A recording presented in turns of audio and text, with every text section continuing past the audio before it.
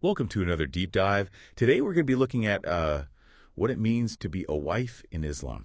Okay. And we're going to be using this Islamic text that you've shared with us that lays out specific rights. Mm-hmm. And we're going to try to just stick to what's written here. Okay. And kind of offer a neutral look at the text statements. Great. Now, fair warning, some of this might surprise you. Okay. We're going to be talking about concepts like a mandatory dowry. Uh-huh. And even some personal anecdotes about the Prophet Muhammad. Okay. And his interactions with his wives. Sounds fascinating. It's definitely an interesting lens, I think, through which to view marriage and the roles within it, right? Especially from a historical and societal perspective. Absolutely. Yeah. So the text lays out two main categories of a wife's rights. Okay. Financial and non-financial. Mm-hmm. And to give you a roadmap here, sure, we're going to be talking about things like the dowry, financial support from the husband, housing, fair treatment if there are multiple wives, and even kind of the concept of harm within a marriage. Interesting. So let's just jump right in. Yeah, let's get started. And we'll start with the financial side of things. Okay. So the text places a lot of emphasis on a concept called Mahr, which essentially means dowry. Right, and it defines Mahr as a sum of money or possessions that the husband is obligated to give to his wife. Okay. And this can be given either when the marriage contract is signed or when the marriage is consummated. Yeah. And it's actually mentioned in the Quran where it says, "And give to the women whom you marry their mahr, obligatory bridal money given by the husband to his wife at the time of marriage with a good heart." So it's not just a cultural tradition. Right. It's a religious obligation. Rooted in the Quran. Exactly. But I'm curious, is the mahr a make or break element? Ooh, that's interesting. Like, could a marriage be considered invalid in Islam if there's no mahr involved? That's a really good question. And the text actually brings up that very point. Really? Citing a verse from the Quran. Oh, wow. That allows for divorce before the marriage is consummated. Or the mahr is even specified. Oh, okay. So this kind of implies that the marriage contract itself can be valid even without a predetermined mahr. So it's more like a strongly encouraged tradition than a hard and fast rule. Yeah, I think that's a good way to put it. Okay. But it's worth noting that even if the amount isn't specified up front, the husband is still expected to provide a dowry. Okay. That's comparable to what women of similar social standing to his wife would typically receive. So it's about setting that precedent right from the start. Yeah, it's about kind of financial respect. Okay, that makes sense. Yeah. But the financial responsibilities don't end there. No, they don't. The text also talks about the concept of spending. So what does that entail? What does that mean? Yeah, so spending refers to the husband's obligation to provide for his wife's needs. And this would include things like food, clothing, general living expenses. So basically the husband is financially responsible for his wife. Yeah, for her well-being. Okay, that sounds pretty straightforward. It does. But the text also mentions that the wife must be available to her husband. Yes. For this to apply. Uh-huh. So I guess my first question is, what does available even mean in this context? Right. And does that imply any sort of power imbalance? That's a really great question. And I think it brings up this Islamic concept of marriage as a reciprocal relationship. Okay. Both spouses have rights and responsibilities.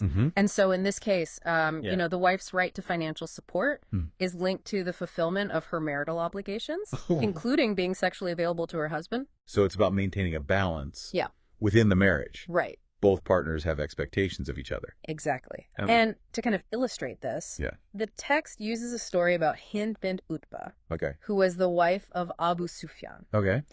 And she complained to the Prophet Muhammad that her husband was stingy and didn't provide adequately for her and their children. So what happened? What was the Prophet's advice in this situation? The Prophet told her that she had the right to take what was sufficient for herself and her children from her husband's wealth. Wow.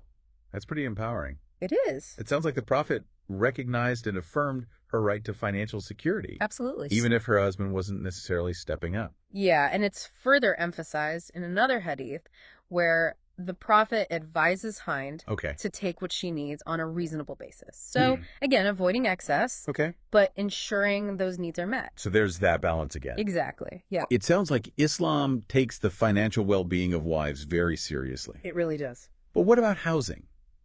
Where does that fit into the picture?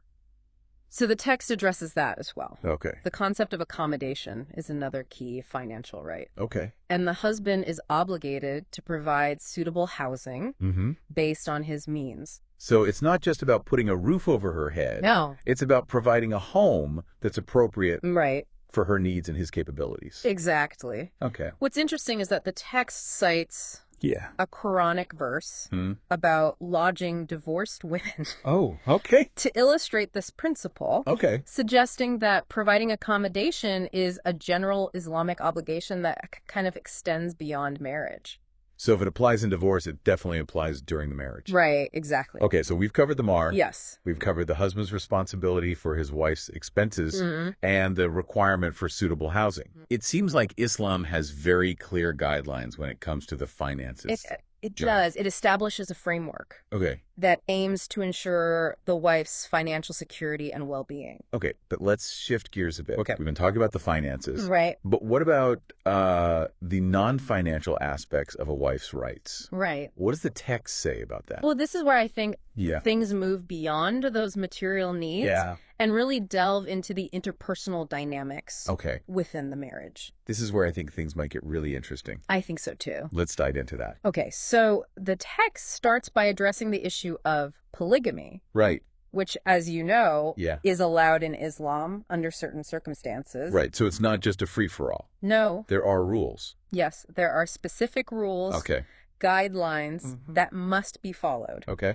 And the text is very clear that if a man has multiple wives, he must treat them equally. In terms of the nights he spends with each, the financial support he provides, even the clothing he gives them. So it's about ensuring a tangible balance in how he treats each wife. Exactly. Justice and fairness. It's not just about avoiding favoritism. It's about creating an environment where all wives feel valued and respected. Yes, absolutely. That makes a lot of sense. Okay. But what about the broader concept of kind treatment? Right. It seems like a fundamental aspect of any healthy marriage. It is. Regardless of religion. Yeah, and the text delves into this as well. Citing verses from the Quran that emphasize the husband's obligation to treat his wife with honor and respect. So even if all the financial boxes are ticked, a marriage can't thrive without kindness and respect. Absolutely. Okay. And the text takes it a step further by addressing the issue of harm within a marriage. Okay, that sounds serious. It is. What does the text say about that? So it draws on a hadith that prohibits causing harm to others in general, but emphasizes that this principle applies even more strongly within a marriage. So even in the intimacy of a marital relationship, there are boundaries that cannot be crossed. Exactly. Okay, but the text also acknowledges that marriage isn't always smooth sailing. Right. It even talks about situations where a wife might disobey her husband. Yeah. So what does the text say about a husband's response to disobedience? So this is where we need to be a little cautious. Yeah, of course. The text mentions a hadith that permits a husband to chastise his wife if she disobeys him. Okay. But it emphasizes that this chastisement should never be severe. So what exactly does that mean? Right. What constitutes acceptable chastisement according to this text? So the text doesn't explicitly define the forms of chastisement. Okay. But it makes it clear that any form of physical violence is unacceptable. The emphasis is on moderation and resolving conflicts without resorting to harm or humiliation. So it's about addressing the issue, not about inflicting punishment. Exactly. Okay, that makes sense. Yeah. But these are all theoretical concepts, right? Right. I'm curious, does the text offer any examples? Yes, it does. Of how the Prophet Muhammad interacted with his own wives? It does. And I think these anecdotes really offer a fascinating glimpse into how these teachings were embodied in the Prophet's own life. Perfect. Let's hear them. Okay, so... I always love a good story. I know, me too. Especially when it sheds light on how these principles are meant to be lived out. Right. Okay, so there are 3 stories that the text highlights. Okay. The first one involves the Prophet's wife, Salama, Okay. She began menstruating while lying with the prophet under a sheet. Mm-hmm. And she discreetly got up to change into clothes that were typically worn during menstruation. It's a natural bodily function. Right. That requires certain observances. Exactly. Okay. But here's the interesting part. Yeah. When the prophet noticed she had left, he asked her if she was menstruating. Okay. And when she confirmed that she was, he called her back and had her lie down with him again. Wow. Okay. Under the same sheet. That's surprisingly considerate. It is. It shows real sensitivity to the situation. Exactly. It highlights that intimacy within marriage goes beyond the physical aspect. Even during times when sexual relations are not permissible, right, a husband can still show love and care. It's about creating a sense of closeness and connection that goes beyond those physical boundaries. Absolutely. Okay, what about the other stories? Okay, so the second story involves Aisha, another one of the prophet's wives. And she was watching a group of Abyssinians playing games in the mosque. And the prophet, noticing her interest, shielded her with his cloak so she could enjoy the spectacle. Oh, that's really sweet.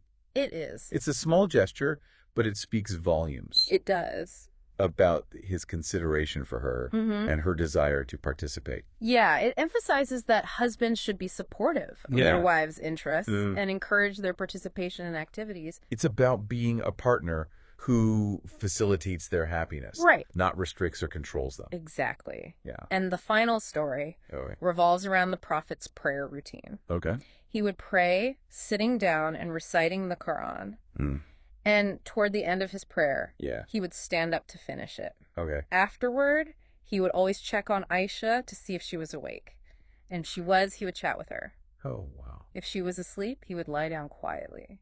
That's a lovely little detail. It is. It shows a genuine concern for her and a desire to connect, even in those quiet moments. Exactly. And it also speaks to the importance of respecting her space and her need for rest. These anecdotes are so insightful. They are. They go beyond abstract principles and offer tangible examples of how to treat a wife with kindness, respect, and consideration. And they show that fulfilling a husband's obligations isn't just about ticking boxes. Right. It's about creating that loving and supportive environment where the wife feels cherished and valued. It's about recognizing her as an individual with her own needs and desires. Exactly. Okay, so we've covered a lot of ground in this first part of our deep dive. You have. We've explored the financial obligations of a husband. Yes. Delved into the importance of kind treatment, the boundaries within a marriage. Yes.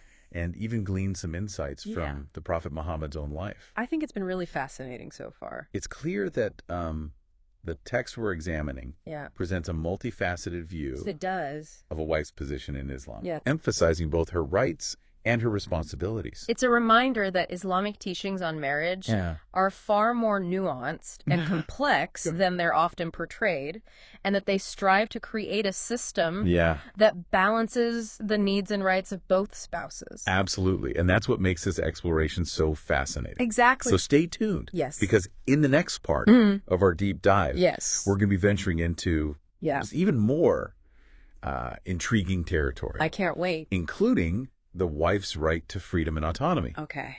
Within the marriage. This is good. I don't know about you. Yeah. But I'm already hooked. Me too. Welcome back to our deep dive into the rights of a wife in Islam. It's fascinating to see how these ancient teachings address the complexities of marriage and family life. It really is. We've uncovered so much about a wife's financial security, the importance of kind treatment. Yeah. But I'm curious, does the text say anything about a wife's personal life? You know, her ability to make her own choices. That's a really important question. Yeah. And you're right to bring it up. So while the text doesn't explicitly use the terms freedom and autonomy, there are several points that suggest a wife's right to exercise a degree of independence and make decisions that impact her own life. I'm intrigued. What kind of points are we talking about? One of the most fundamental points is the emphasis on mutual consent in marriage. Okay. The text clearly states that a woman cannot be forced into marriage against her will. her free and willing consent is absolutely essential for a marriage to be considered valid in Islam. That makes sense. It means a woman has the power to choose her own partner. Yes. And enter into marriage based on her own volition, not under duress. Exactly. Or pressure from family. It establishes her agency from the start. Okay. It's not just about protecting her from coercion, but recognizing her right to make a life-altering decision based on her own preferences and desires. So it's about respecting her as an individual capable of making her own choice. Exactly. But does this emphasis on consent extend beyond the initial marriage contract? It does. The text also mentions the wife's right to refuse intimacy with her husband under certain circumstances. Okay. So, for instance, if she's feeling unwell or experiencing any sort of discomfort, she has the right to abstain from sexual relations. So it recognizes her bodily autonomy. Yes.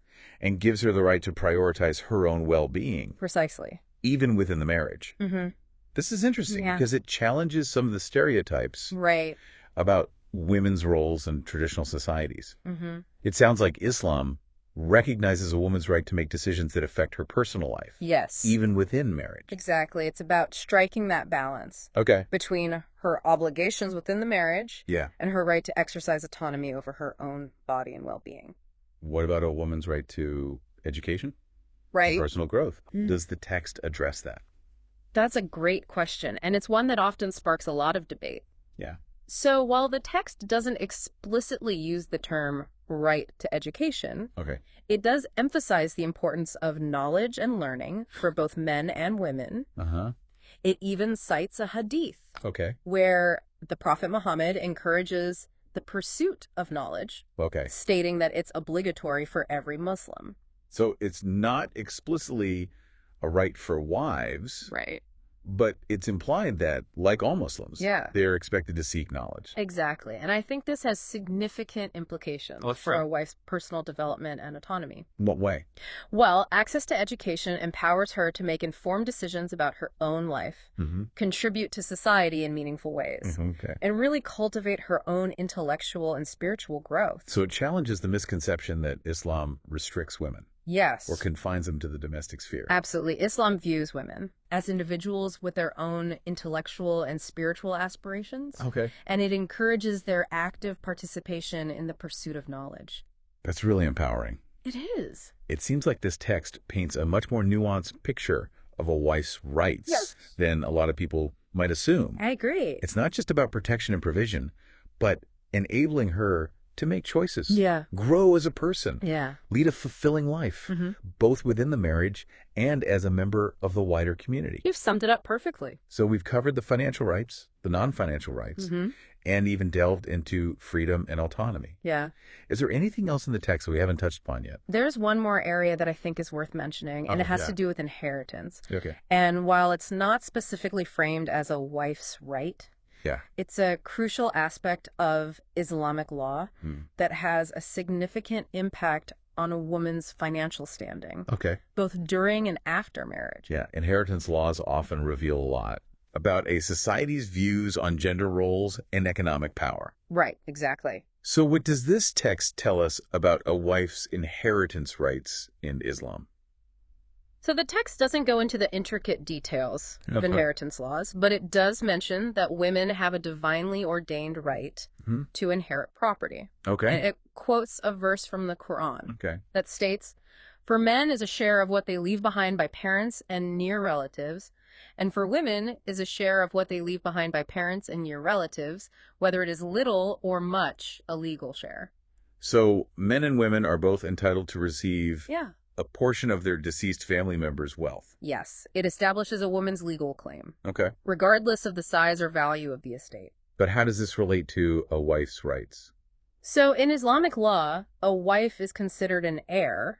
This means that she's entitled to inherit from her husband's estate if he passes away. But I imagine the amount that she inherits might vary. It does. Depending on if they had children together. Or if the husband has other heirs. Exactly.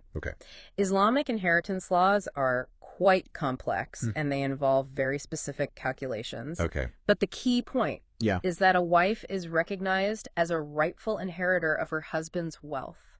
So even after her husband's death, her financial well-being is considered and protected. Exactly. It provides a level of financial security for widows, ensuring that they're not left destitute. That adds a whole new dimension. It does. To our understanding of a wife's rights in Islam. Right. It's not just about the marriage. It's also about long-term well-being. Exactly. Wow. This has been so eye-opening. It has. We've covered so much. Yeah. Dowry, spending, personal autonomy, inheritance rights.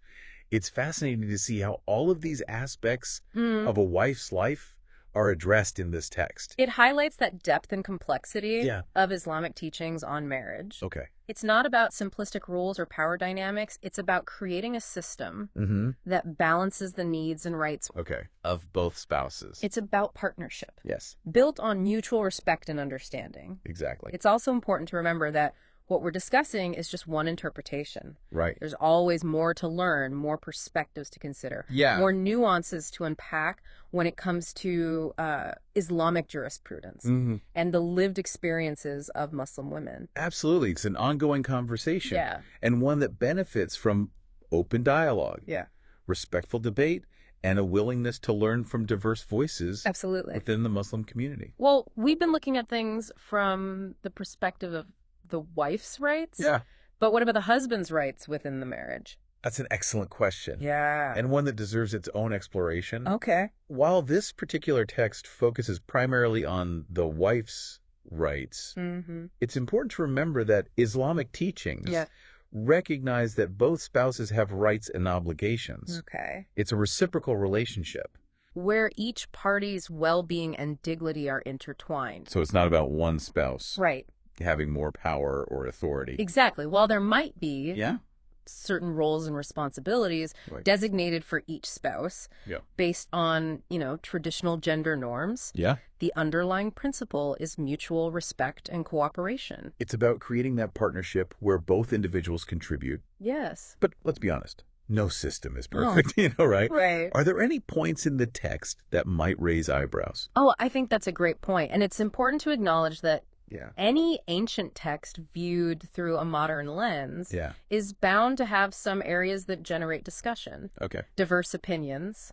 For instance, the concept of polygamy, which, as we know, is permitted in Islam under certain conditions, often faces criticism in contemporary society. Right. The idea of a man having multiple wives can definitely clash with modern notions of equality and monogamy. And while the text emphasizes fair treatment, the concept of polygamy itself can be a point of contention. It can be. Another point that stood out to me was the husband's right to chastise his wife if she disobeys him. Right. Even with the emphasis on moderation, that language can still feel a little jarring. It can. The concept of physical discipline within marriage is widely rejected in modern society. Yeah, and rightfully so. Okay. It's important to remember that interpretations of religious texts evolve. Right. And a lot of contemporary Islamic scholars emphasize nonviolent and respectful approaches to conflict resolution.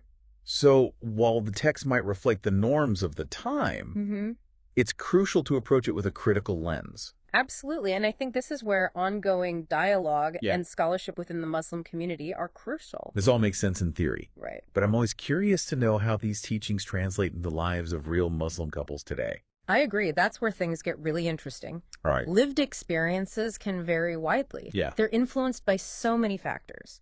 Culture, socioeconomic background, individual interpretations, and even the personal dynamics within a particular marriage. So there's no one-size-fits-all answer. There isn't. To how these rights are practiced or perceived. No, it's multifaceted, and it's important to avoid generalizations or stereotypes. Okay. Some couples might adhere very strictly to more traditional interpretations, while others might adopt more progressive approaches. Right. It's a reminder that even within a shared faith, yeah, there's a spectrum of beliefs and practices. There is. And each couple navigates these teachings in their own unique way. And I think that underscores the importance of listening to a wide range of voices. Yeah. To get a more complete and nuanced understanding, okay, you need to engage with those diverse perspectives. Okay, so this deep dive has been such a journey. It has. We've explored so many facets of a wife's rights in Islam as presented in this text. We have. From the financial obligations to the importance of kind treatment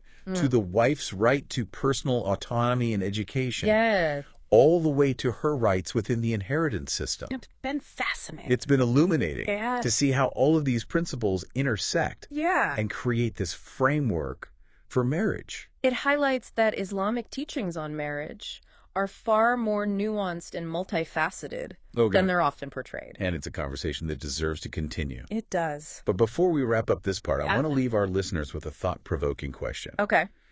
We've seen how Islamic teachings address the rights of a wife within the context of marriage. But what about the rights of women in general? Right. Regardless of marital status? That's an excellent question. Yeah. And one that deserves its own deep dive. So, dear listeners, we leave you with that question. Yeah. As food for thought. We encourage you to delve deeper, explore different perspectives, and continue the conversation. Because understanding the rights of women and all their diverse roles and experiences is crucial to building a more just and equitable world for all. Beautifully said. Thank you. Now let's take a short break. Okay. Before we return for the final part of our deep dive, we'll be shifting our focus to the bigger picture. The significance of these rights. Okay. Within the broader context of Islamic society and the world at large. Sounds good. I can't wait. Me too. I'll see you soon. Welcome back to the final part of our deep dive. It's been quite a journey, hasn't it? It really has. We've been unpacking some really interesting points about the rights of a wife in Islam, according to this text. Right. We've talked finances, respect, even a bit about personal freedom within marriage. This fascinating stuff. But you know me. Yeah. I always like to connect things back to the bigger picture. And that's where the critical thinking comes in. Right. It's not enough to just know the what. We need to understand the why and the so what of these teachings. Okay. What's their significance? How do they fit into that broader context? Exactly. So if we zoom out a bit. Okay. What's the overarching message here? What's the significance of these rights within the broader context of Islamic society? That's a fantastic question. Yeah. And I think if we connect this to the bigger picture, these rights point to a broader emphasis on establishing a just and equitable society. Okay. Islam, as a faith and as a legal system, aims to regulate human interactions and create a framework for harmonious coexistence. So it's not just about individual relationships. It's about the overall well-being of the community. Precisely. The rights and responsibilities outlined for husbands and wives contribute to a stable family structure, which in turn forms the foundation of a healthy society. Makes sense. Right. But I'm wondering, the text focuses on the rights of a wife. Yes. Does it also address the husband's rights within marriage? So it doesn't delve into the specifics of a husband's rights in this particular excerpt. Yeah. But Islamic teachings recognize that both spouses have rights and obligations. So again, it's not about one spouse having more power or authority than the other. While there might be certain roles and responsibilities designated for each spouse based on traditional gender norms, the fundamental principle is one of mutual respect and cooperation. It's about creating that partnership. Yes. Where both individuals contribute to the success of the family unit. Exactly. But let's be honest, no system is perfect. Right. Are there any points in this text that might raise eyebrows? Well, as with any ancient text interpreted through a modern lens, there are bound to be some areas that generate discussion and diverse opinions. Okay. For example, the concept of polygamy. Right. Which, while permitted in Islam under certain conditions, often faces criticism. Of course. In contemporary society. Right. The idea of a man having multiple wives can clash. Yes, it does. With modern notions of equality and monogamy. And while the text emphasizes fair treatment among co-wives, the very concept of polygamy can be a point of contention. Yeah. And is definitely worthy of further exploration and discussion. Another point that stood out to me was the mention of a husband's right to chastise his wife if she disobeys him. Right. Even with the emphasis on moderation. Yeah. That language can feel a little jarring to modern ears. It can. And the concept of physical discipline within marriage is widely rejected. Right. And rightfully in modern society, So while the text might reflect certain norms of the time it was written, it's crucial to approach it with a critical and evolving understanding of ethical principles and human rights. Absolutely. And this is where that ongoing dialogue and scholarship within the Muslim community are so vital. Okay. Contextualizing these ancient texts, reinterpreting them through a modern lens, and engaging in open discussions about those evolving social norms.